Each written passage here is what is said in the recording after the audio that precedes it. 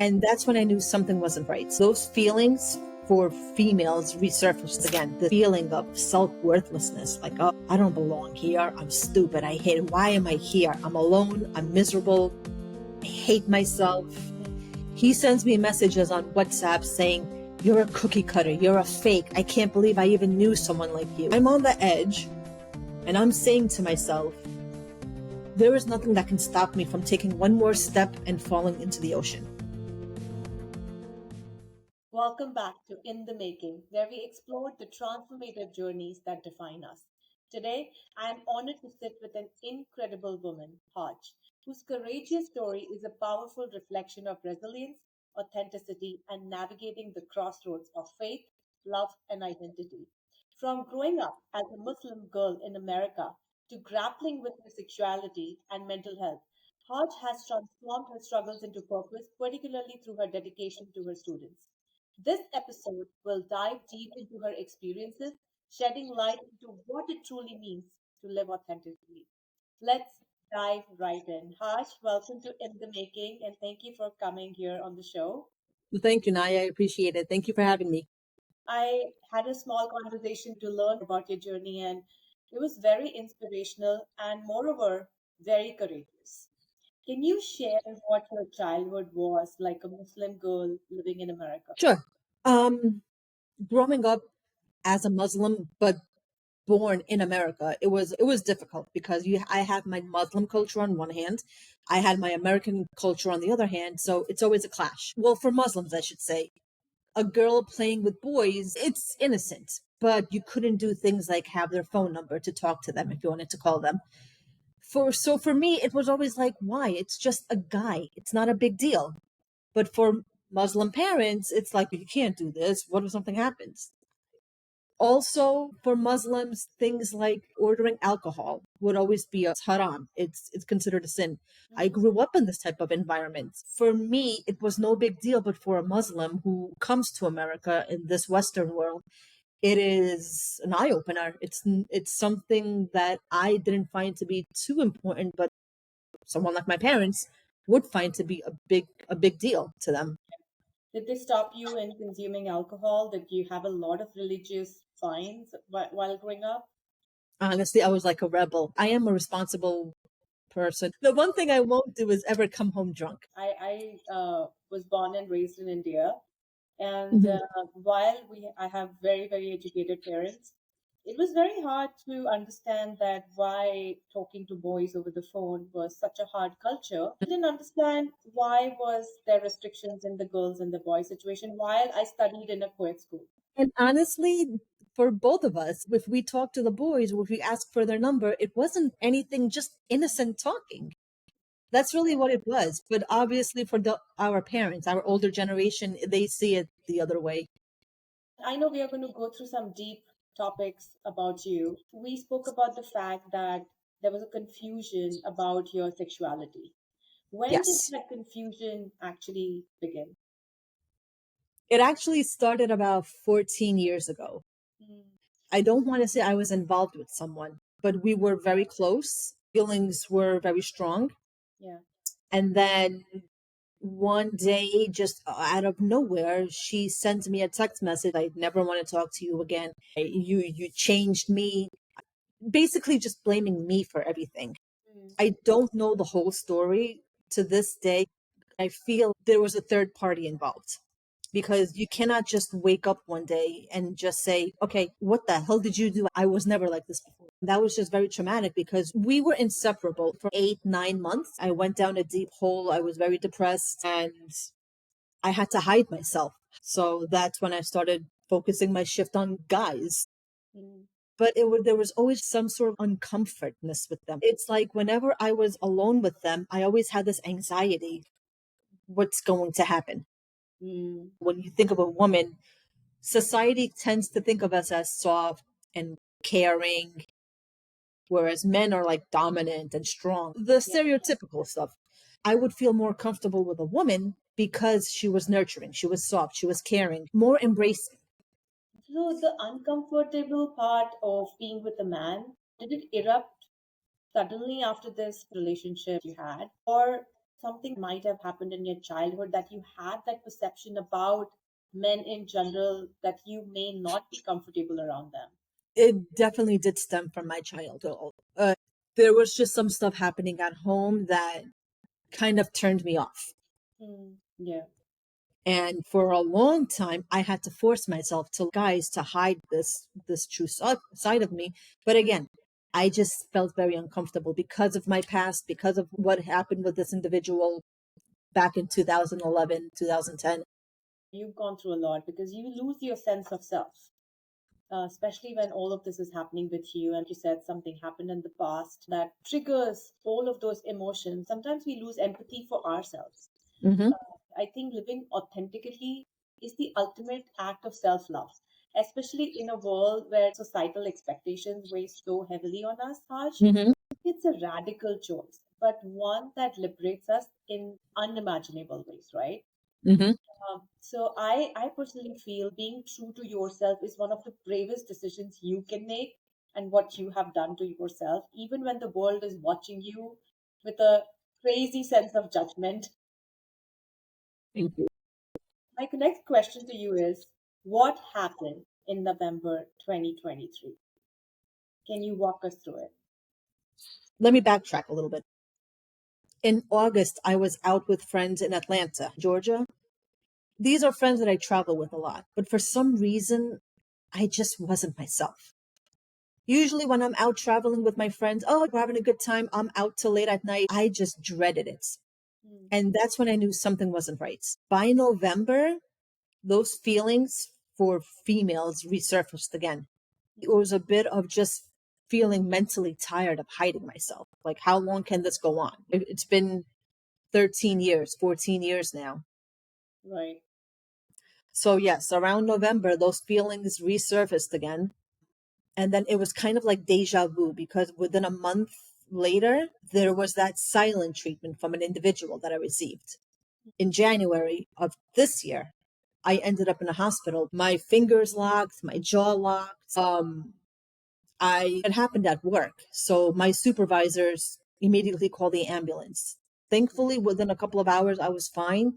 They did tests and said it had to have been either anxiety or a panic attack because Okay. blood work looks fine, neurologically, you're fine. But November was when the feelings just resurfaced again. And that's when I knew I need to start embracing my real me. Yeah, I'm so glad, first of all, you're doing fine. Thank you. And we need to realize that our health comes first. But I guess you didn't even know what was happening to you. I really didn't. Yeah, Everything your just body took over your. snowballed. Like my body saying, you have to slow it down. You have to calm down. Yeah. This was the only way. You mentioned, Haj, that you felt like gaslighted, manipulated. Do you want to explain like how did these feelings start emerging, and what was the experience that you had to go through to have these emotions? There was a lot of gaslighting, a lot of manipulation to the point where I had to question my own sanity. Hmm. Am I thinking straight? There were other times where I was told something, but it wasn't like the full truth. Yeah. All of this just played with my head so much also to the point where I was having anxiety attacks. Yeah. And seeing a certain person name pop up would always make me question like, is this person telling me the truth? It became like a whole different world to me. Yeah. I couldn't trust anyone. It was insanity for me. Did this entire thing lead to your mental health struggles? It played a big part of it. Yes. Our mental health is just as critical as physical health, but society often makes us feel like seeking help is a weakness. In reality, reaching out is a courageous and a powerful act, and I think you did that. A lot of times people are not aware. When I gave birth to my first kid, I didn't know there is something called the postpartum depression. Mm-hmm. Never made aware of the fact that you can be depressed. I didn't know what was happening to me. Mm-hmm. And there was nobody to guide me. It was really hard to maneuver through those days and times. So you can totally be naive. You can totally sound dumb. And for me, that's how I felt at that time. having these conversations is so important because maybe we are reaching out to that one person who is not aware or who needs to be vocal about her choices, her opinions, and her thought process. So I'm so glad that we are talking about it today. What do you wish the Muslim community understood about the LGBTQ individuals? Don't hate them. So many of them are against them, but honestly, there's nothing wrong with being gay, being a lesbian, being bi, being a queer. Yeah. We're the same. We all have 10 fingers, 10 toes. Still humans. We're still humans. Just because we tend to lean towards a different gender or a different sex than what you prefer Yeah. doesn't make us any different. I can like the exact same thing as you. I just don't like the fact that Muslims think that it's such a sin. I understand a man should be with a woman for reproduction, of course. Absolutely. However, aside from that, I don't see what's wrong. Love is love. It shouldn't matter. Change. Man does fall in love with multiple women in that community. Absolutely. At the end of the day, your personality is your personality. My decisions shouldn't judge me True. for anything. Hmm. Thank you for sharing that. And I know it requires, again, like a lot of courage to speak up, especially when it comes to religion. Religion is bonded by people. In Hindu culture, at least in the culture that I grew up in, I was not allowed to go pray in the prayer room when I had my periods. Uh, So I never was vocal about it. Honestly, I went to college and a friend of mine, she used to go to temple no matter. She's like, what's the problem? God has given me periods. I'm going to go wherever I want to go. I never thought like that. mhm. From that day onwards, I remembered what my friend had told me. She's correct. God has given me the periods. That's the reason I even had these two babies. Mhm. So I don't see any religious book that says don't go to pray this when you have your periods. This is all created by us. I don't want to say the wrong way, but there's so many multiple ways to interpret the text. And these are texts from thousands of years ago. The language from thousands of years ago is much different than the language now. People don't seem to remember that. Even the English language has been evolving.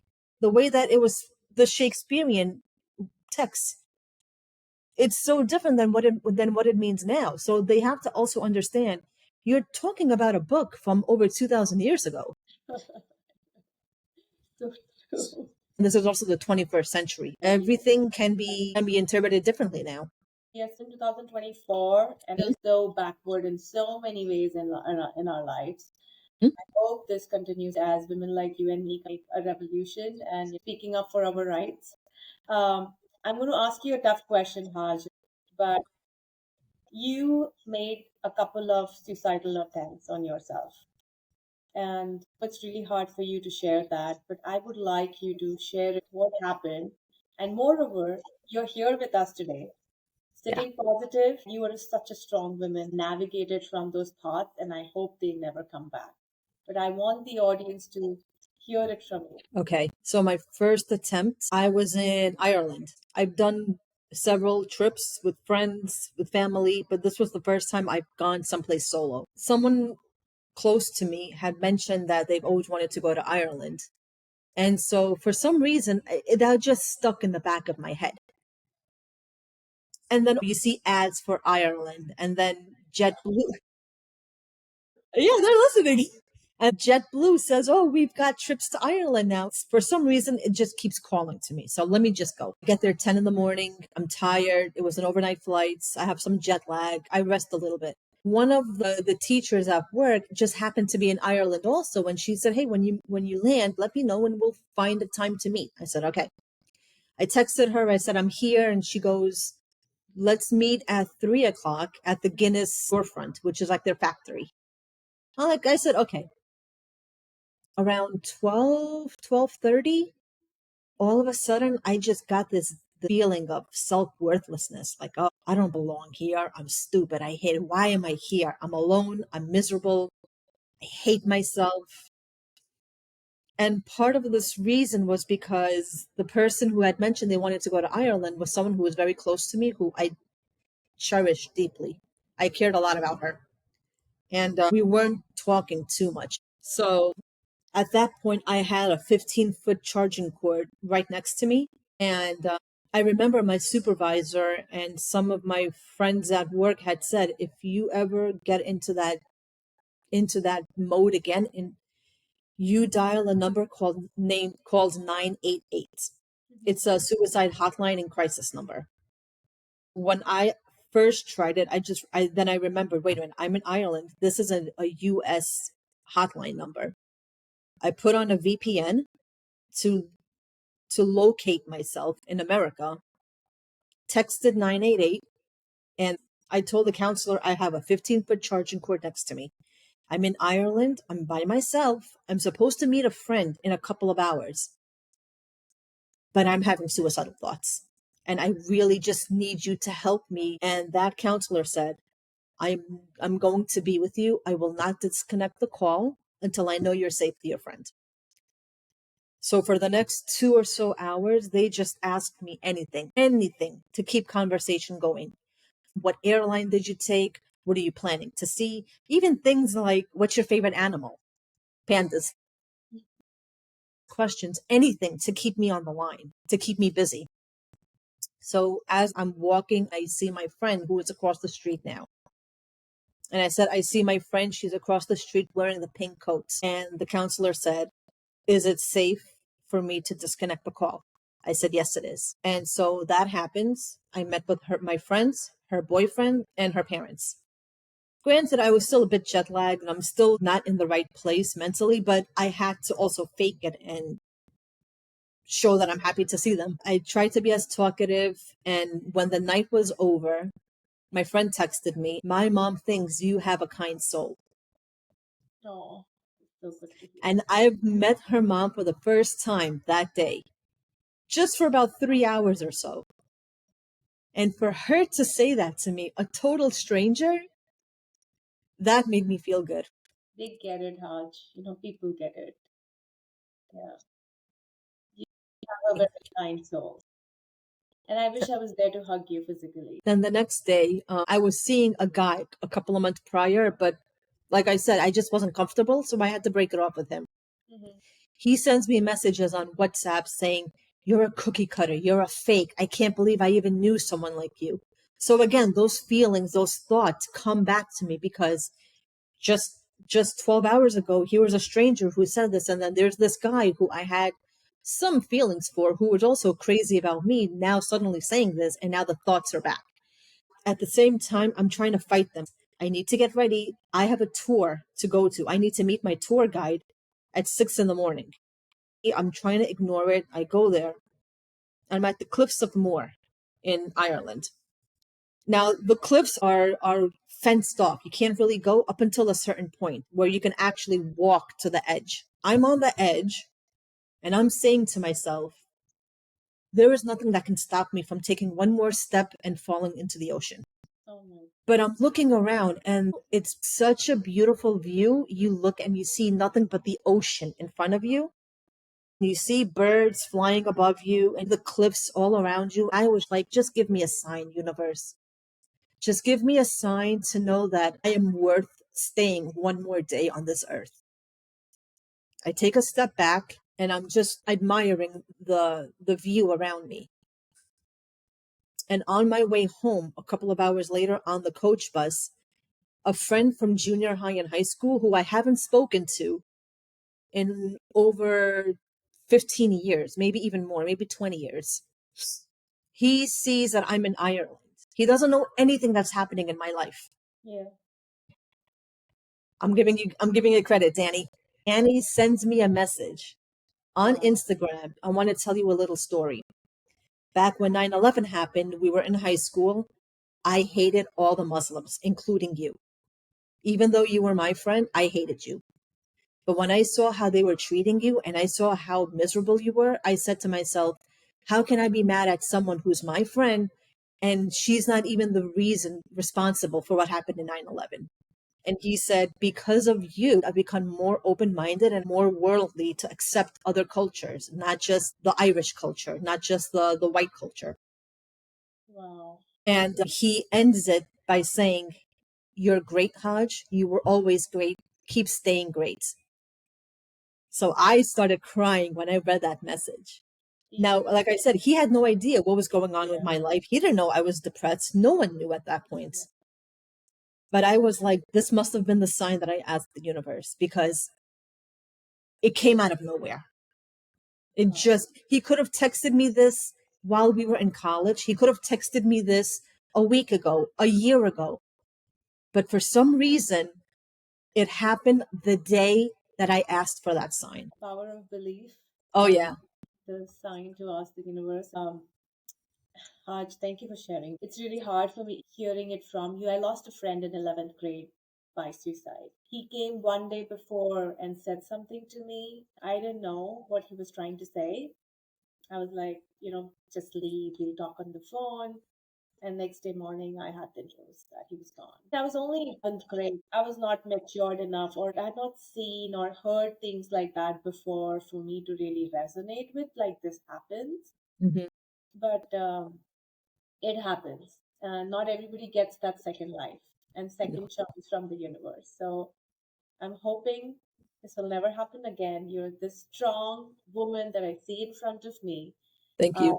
we cannot rewrite our past, but I know we hold the pen to write our future. So, how we chose to fill those pages is the real power.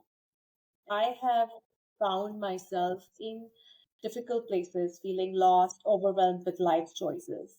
But in that darkness, I stumbled upon a quotation by Maya Angelou.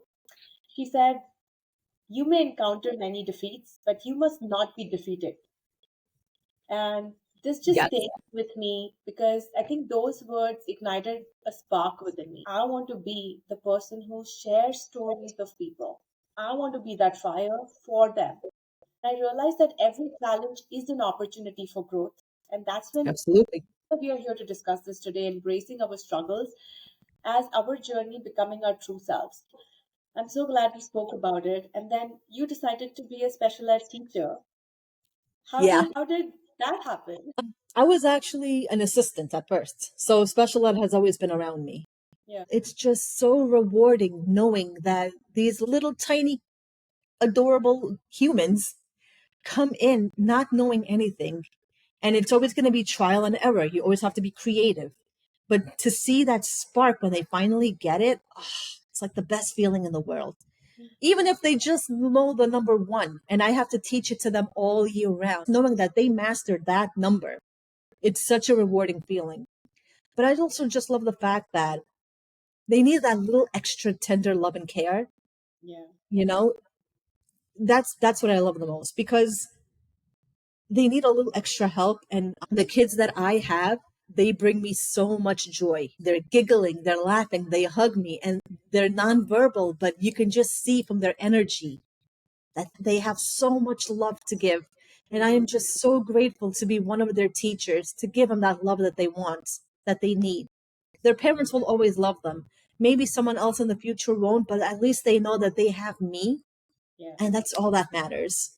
And I want to say I'm very thankful to you. I have two beautiful boys. So I have been to their schools Hmm. and I see the special education teachers. The kind of patience that these women or men have beyond imaginable. I'm sure they will be thankful for life. Our students often teach us more than we teach them. They give us purpose and they remind us that the Hmm. beauty is in perseverance. As you're coming towards the end of the show, I want to ask, what steps are you taking now to heal and reclaim your narrative? Well, I am on medication. So, those who are listening, I'm telling you right now, don't be ashamed of taking meds. At first, I was very hesitant. I thought to myself, oh my God, I'm going to be taking these for the rest of my life. It's not lifelong. Yeah. It won't be. The doctors that I've spoken with, he said, let's see how it is for the next 4 to 6 months. And then we'll try 8 months most. And if we see that you've been doing very well, we can wean you off. So it's not a lifetime sentence. Therapy is the biggest thing, believe it or not. I always grew up thinking, In our culture, like you don't talk to a therapist. Whatever the issue is, it stays between the four walls and you fix it by yourself. Sometimes you need other people's help. Yeah. So I definitely see a therapist because it's very helpful. Getting that unbiased opinion really help a lot. I love that. I'm so glad you mentioned that. And as cliche as it is, working out has helped me a lot. I Yay, that's great. I got introduced to boxing. One of the girls at work I said, love boxing. "Why don't you try it?" I gave it a try. I loved it. I've been doing it for about 3.5 months now. Yeah. My trainer Eric and my personal trainer Devante at ProFit 365 in New York, one of the best gyms to go to. This is not a paid advertisement, I promise, but I give them a shout out because I have to give them credit. With their help, I get that frustration out.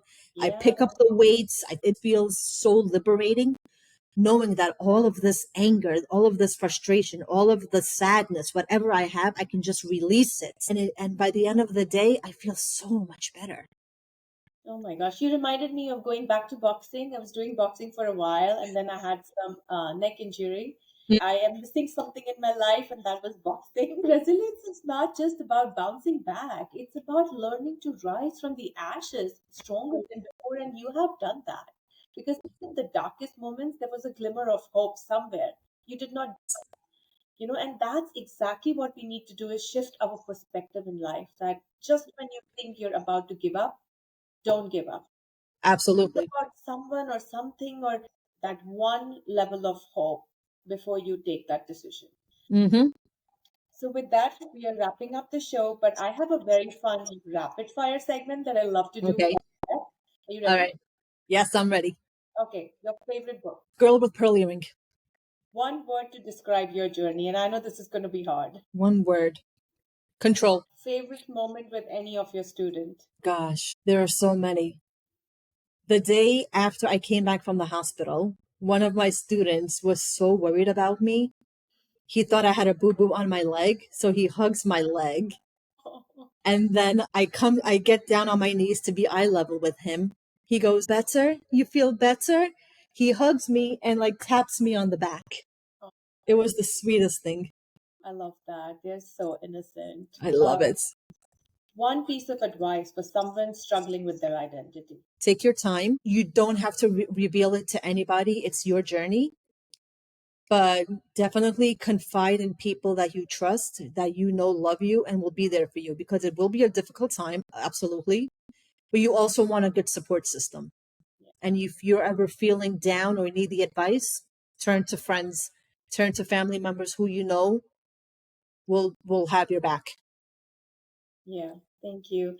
And what does happiness look like to you now? Peace. I'm happy. I'm at peace. It's better than how it was years ago. I mean, months ago. Much more peace. And Haj, I know we spoke a lot, but I think there was one question that I forgot to ask, and I thought that was relevant to our conversation. Uh, do you believe that religion has done more harm than good when it comes to understanding mental health? Yes, it's not talked about a lot. And now, since COVID, so many more people have been affected by it because of isolation. Now is the time you need to focus on you. Don't worry about what religion says. It's more important that you as a human are helping yourself. So true. And I'm so glad you said that. Haj, thank you so much for your vulnerability and honesty in sharing your story with us today. Your experiences highlight the importance of open conversations, about identity and mental health. And it's a reminder that we all have the power to redefine our stories and seek support. To our listeners, if you are struggling on your own journey, know that you are not alone. Reach out, talk to someone, and keep fighting for your true self. Until next time, take care, be kind to one another, and never forget you is you and not anybody else. And don't forget to share, follow, and subscribe. If you want to uh, invite a guest to the show, please go to www.womeninthemaking.com and fill out the form and send it to us. Until next time, talk to you soon. Stay safe and take care.